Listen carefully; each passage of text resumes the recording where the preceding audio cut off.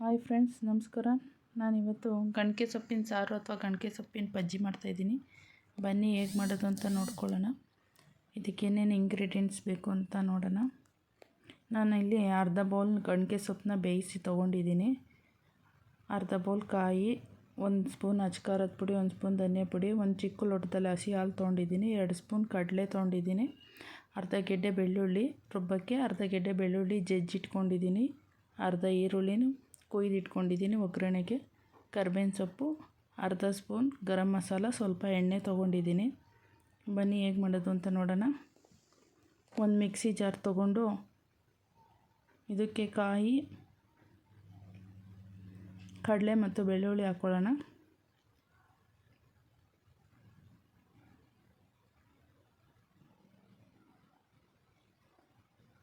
ಮತ್ತು ಧನಿಯಾ ಪುಡಿ, ಅಚ್ಕಾರದ ಪುಡಿ ಹಾಕ್ಕೊಂಡು ಸ್ವಲ್ಪ ನೀರು ಹಾಕ್ಕೊಂಡು ರುಬ್ಕೊಂಬರೋಣ.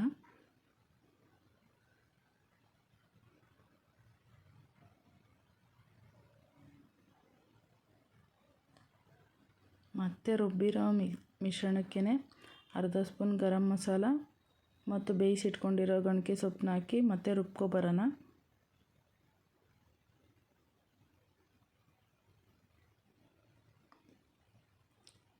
ಸ್ಟವ್ ಮೇಲೆ ಒಂದು ಪಾತ್ರೆ ಇಟ್ಕೊಂಡು ಇದಕ್ಕೊಂದು 3 ಸ್ಪೂನ್ ಎಣ್ಣೆ ಹಾಕ್ಕೊಂಡು ಒಂದು ಅರ್ಧ ಸ್ಪೂನ್ ಸಾಸಿವೆ ಹಾಕ್ಕೊಳ್ಳೋಣ. ಮತ್ತು ಜಜ್ಜಿಟ್ಕೊಂಡಿರೋಂಥ ಬೆಳ್ಳುಳ್ಳಿ ಮತ್ತು ಈರುಳ್ಳಿನೂ ಇದಕ್ಕೆ ಸೇರಿಸ್ಕೊಳ್ಳೋಣ.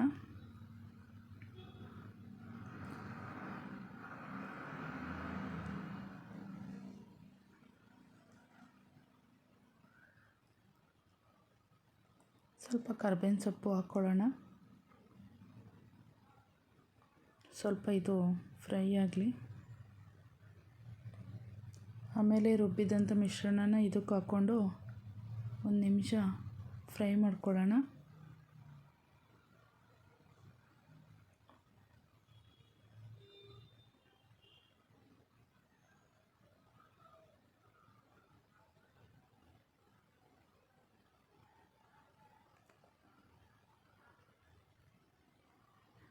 ಗಣಕೆ ಸೊಪ್ಪಿನ ಸಾರು ತುಂಬ ಚೆನ್ನಾಗಿರುತ್ತೆ, ತುಂಬ ರುಚಿಯಾಗಿರುತ್ತೆ. ಹಾಲು ಬೇರೆ ಹಾಕ್ತೀವಲ್ಲ, ಅದಕ್ಕೆ ಮುದ್ದೆಗಂತೂ ಸೂಪರು. ಒಂದು ಸತಿ ಟ್ರೈ ಮಾಡಿ. ಶೀತಕ್ಕೆಲ್ಲ ಒಳ್ಳೆಯದಿದು. ಸ್ವಲ್ಪ ನೀರು ಸೇರಿಸ್ಕೊಳ್ಳೋಣ. ಜಾರಲ್ಲಿರೋ ಇದಕ್ಕೆಲ್ಲ ಮಿಶ್ರಣಕ್ಕೆಲ್ಲ ನೀರು ಹಾಕ್ಕೊಂಡು ಮತ್ತು ಇದು ಮಾಡ್ಕೊಳ್ಳೋಣ, ಸೇರಿಸ್ಕೊಳ್ಳೋಣ. ನಿಮ್ಗೆ ಎಷ್ಟು ನೀರು ಬೇಕಷ್ಟು ಹಾಕ್ಕೊಂಡು ಸೇರಿಸ್ಕೊಳ್ಳಿ. ಉಪ್ಪು ಹಾಕ್ತಾಯಿದ್ದೀನಿ.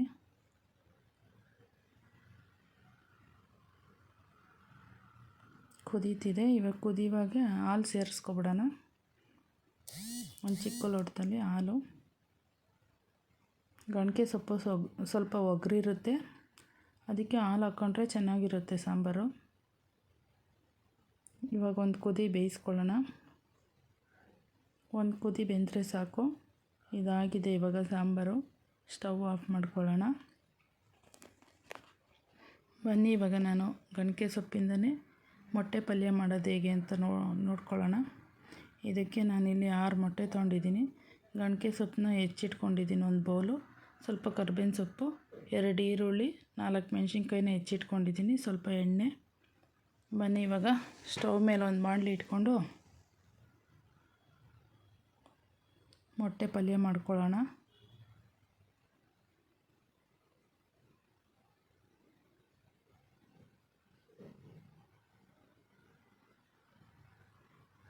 ಬಾಣಲಿಗೆ ಸ್ವಲ್ಪ ಎಣ್ಣೆ ಹಾಕ್ಕೊಳ್ಳೋಣ. ಒಂಚೂರು ಸಾಸಿವೆ ಹಾಕ್ಕೊಂಡು ಈರುಳ್ಳಿ ಕಟ್ ಮಾಡಿರೋದು,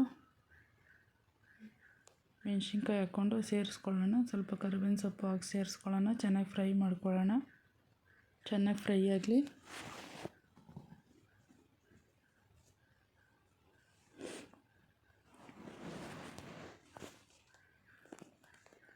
ಇದಕ್ಕೆ ಇವಾಗ ಅರ್ಧ ಸ್ಪೂನ್ ಉಪ್ಪು ಸೇರಿಸ್ಕೊಳ್ಳೋಣ. ಇವಾಗ ಹೆಚ್ಚಿಟ್ಕೊಂಡಿರೋ ಅಂಥ ಗಣಕೆ ಸೊಪ್ಪನ್ನ ಇದಕ್ಕೆ ಸೇರಿಸ್ಕೊಳ್ಳೋಣ. ಚೆನ್ನಾಗಿ ಫ್ರೈ ಮಾಡ್ಕೊಳ್ಳೋಣ. ಗಣಕೆ ಸೊಪ್ಪು ಇವಾಗ ಫ್ರೈ ಆಗ್ತಿದ್ದಂಗೆ ಒಂದು ಬೌಲಿರೋ ಗಣಕೆ ಸೊಪ್ಪು ಎಲ್ಲ ಇದಾಗ್ಬಿಡುತ್ತೆ.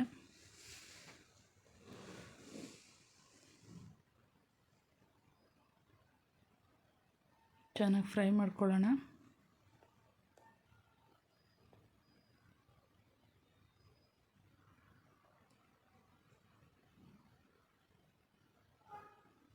ನೋಡಿ ಇವಾಗ ಚೆನ್ನಾಗಿ ಫ್ರೈ ಆಗಿದೆ. ಈಗ ಇದಕ್ಕೆ ನಾವು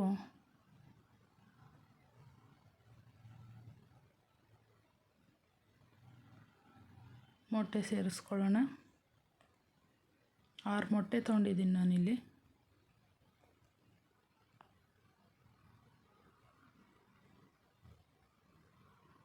ಇವಾಗ ಚೆನ್ನಾಗಿ ಮಿಕ್ಸ್ ಮಾಡ್ಕೊಳ್ಳೋಣ.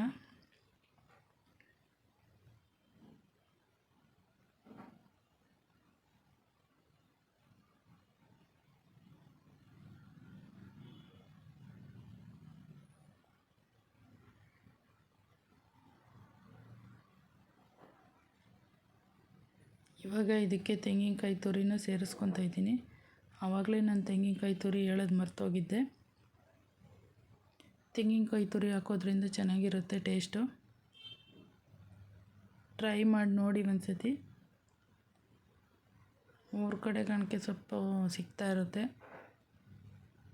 ಇಲ್ಲಿ ಸಿಗೋದು ಸ್ವಲ್ಪ ಕಷ್ಟ ಬೆಂಗಳೂರಲ್ಲಿ.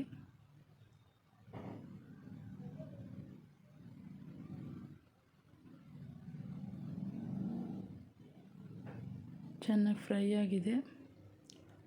ಇವಾಗ ತಳ ಎಲ್ಲ ಚೆನ್ನಾಗಿ ಇದು ಮಾಡ್ಕೋಬೇಕು.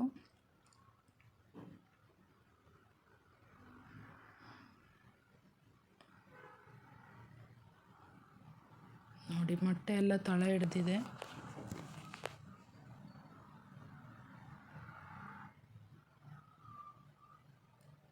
ಇವಾಗ ಆಗಿದೆ, ಇದು ಪಲ್ಯ ಆಗಿದೆ.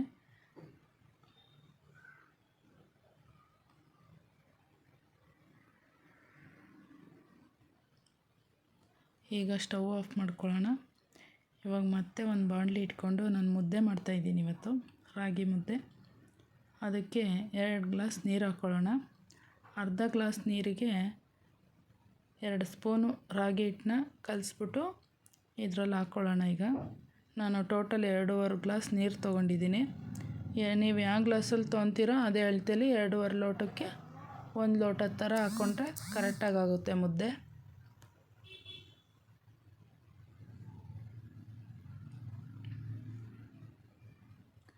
ಚೆನ್ನಾಗಿ ಕೈ ಆಡಿಸ್ತಾ ಇರಬೇಕು, ಗಂಟಾಗ್ದಂಗೆ. ಅದು ಕುದಿ ಬರೋ ಗಂಟ. ಕುದಿ ಬಂದಮೇಲೆ ಹಿಟ್ಟು ಹಾಕಬೇಕು.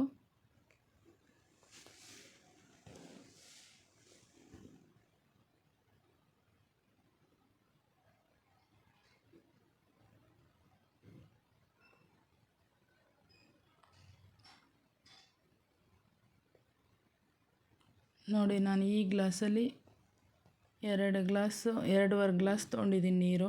ಅರ್ಧ ಗ್ಲಾಸು ಹಿಟ್ಟು ಕಲಸಿ ಹಾಕೋಕ್ಕೆ ಅರ್ಧ ಗ್ಲಾಸ್ ಬಾಣಲಿಗೆ 2 ಲೋಟ ಬಾಣಲಿಗೆ ಹಾಕಿದ್ದೆ. ಅರ್ಧ ಗ್ಲಾಸು ಹಿಟ್ಟು ಕಲಸಿ ಹಾಕಿದ್ದೆ. ಆ ಥರ ಕಲಸಿ ಹಾಕೋದ್ರಿಂದ ಮುದ್ದೆ ಗಂಟಾಗಲ್ಲ, ಚೆನ್ನಾಗಿ ಬರುತ್ತೆ ಸ್ಮೂತಾಗಿ. ನೋಡಿ ಇದು ಅಲ್ಲೇ ಇವಾಗ ಕುದೀತಾ ಇದೆ.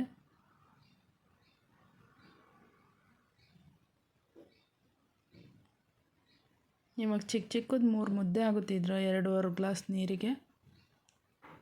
1 ಗ್ಲಾಸ್ ಹಿಟ್ಟು ಹಾಕ್ಕೊಂಡ್ರೆ ಚಿಕ್ಕದು 3 ಮುದ್ದೆ ಆಗುತ್ತೆ.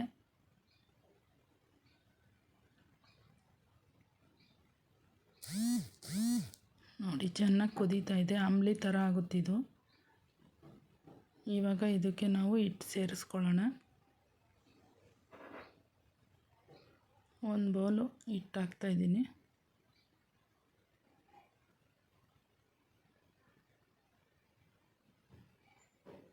ಹಿಟ್ಟು ಹಾಕ್ಬಿಟ್ಟು 1-2 ನಿಮಿಷ ಹಂಗೆ ಬಿಡಿ, ಅದು ಸ್ವಲ್ಪ ಹಿಟ್ಟು ಬೇಯಲಿ.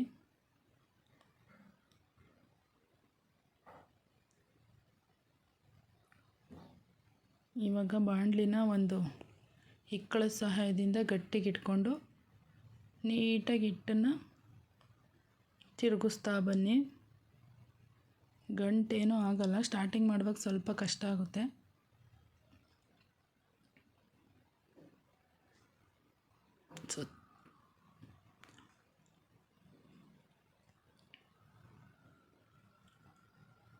ನೀಟಾಗಿ ತಿರುಗಿಸ್ಕೊಳ್ಳಿ ಹಿಟ್ಟನ್ನು. ನಿಮ್ಗೇನಾರ ಸ್ವಲ್ಪ ಗಟ್ಟಿ ಆಯಿತು ಮುದ್ದೆ ಅಂದರೆ ಸ್ವಲ್ಪ ಬಿಸಿನೀರು ಹಾಕ್ಕೊಂಡು ಸೇರಿಸ್ಕೊಂಡ್ರೆ ನೀಟಾಗಿ ಇದಾಗುತ್ತೆ.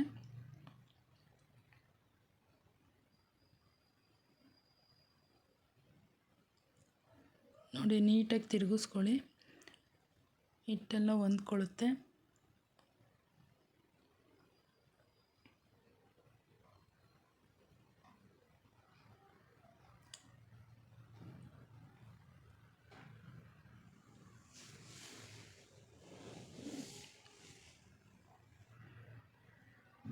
ನೋಡಿ ಬೇಯ್ತಾ ಇದೆ ಮುದ್ದೆ.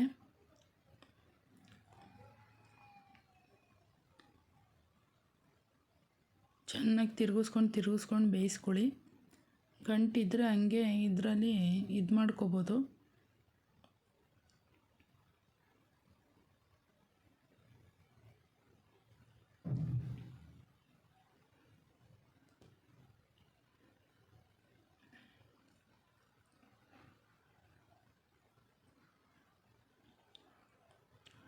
ನೋಡಿ ಗಂಟೇನಾರು ಆಗಿದ್ರೆ ಈ ರೀತಿ ಹಿಂದ್ಗಡೆ ಇದರಿಂದ ಇದರಿಂದ ಇದು ಮಾಡಿದ್ರೆ ಅದೆಲ್ಲ ನೀಟಾಗಿ ಹಿಟ್ಟೆಲ್ಲ ಇದಾಗುತ್ತೆ, ಮಿಕ್ಸ್ ಆಗುತ್ತೆ. ನೋಡಿ ತಿರುಗಿಸ್ಕೊಂಡು ಬೇಯಿಸ್ಕೊಳ್ಳಿ. ಹೆಂಗೆ ತಳ ಬಿಟ್ಟಿದೆ ನೋಡಿ, ಮುದ್ದೆ ಚೆನ್ನಾಗಿ ಬೆಂದಿದೆ.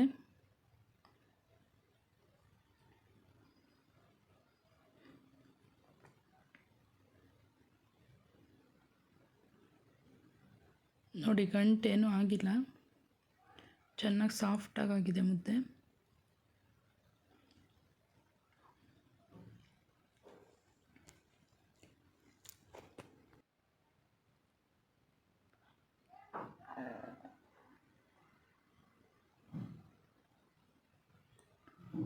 ಇವಾಗ ಇದಾಗಿದೆ.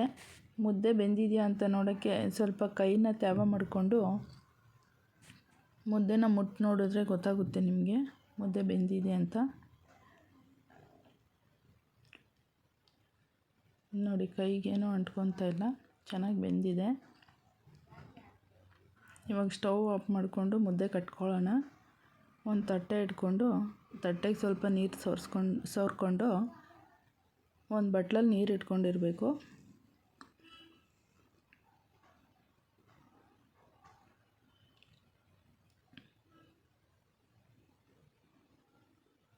ನೋಡಿ ಈ ರೀತಿ ಕಟ್ಕೊಬೇಕು ಮುದ್ದೆನ. ನೋಡಿ ಚೆನ್ನಾಗಿ ಬೆಂದಿದೆ ಮುದ್ದೆ, ಕೈಗೇನು ಅಂಟ್ಕೊತಾ ಇಲ್ಲ, ತಟ್ಟೆಗೂ ಅಂಟ್ಕೊಳ್ಳಲ್ಲ. ಸ್ವಲ್ಪ ನೀರು ತ್ಯಾವ ಮಾಡ್ಕೊಂಡು ಕೈಗೆ ಕಟ್ಕೊಬೇಕು.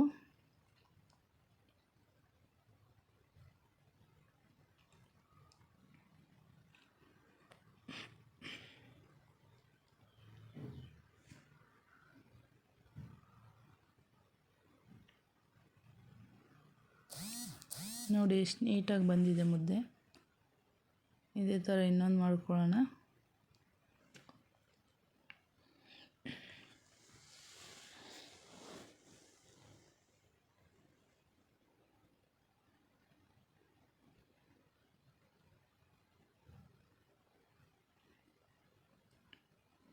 ನೀಟಾಗಿ ಬೆಂದಿದ್ರೆ ಮುದ್ದೆ ನೀಟಾಗಿ ಬರುತ್ತೆ, ಏನೂ ಗಂಟಾಗಿಲ್ಲ, ಏನೂ ಆಗಿಲ್ಲ.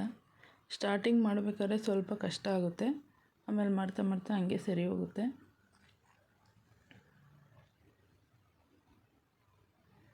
ನೋಡಿ ನಾವು ಇದೇ ಮುದ್ದೆ ತಪ್ಪಲಿ ಇವಾಗ ಬಾಣಲಿ ಮಾಡಿದ್ದು ಮುದ್ದೆನ. ಇದು ರೆಡಿಯಾಗಿದೆ. ಇವಾಗ ಬನ್ನಿ ಮುದ್ದೆ, ಸಾಂಬಾರು, ಪಲ್ಯ ನೋಡಿ ಎಷ್ಟು ಚೆನ್ನಾಗಿದೆ. ನೋಡಿ ಫ್ರೆಂಡ್, ಈ ವಿಡಿಯೋ ನಿಮಗೆ ಇಷ್ಟ ಆಗಿದ್ದರೆ ಪ್ಲೀಸ್ ಸಬ್ಸ್ಕ್ರೈಬ್ ಮಾಡಿಕೊಡಿ.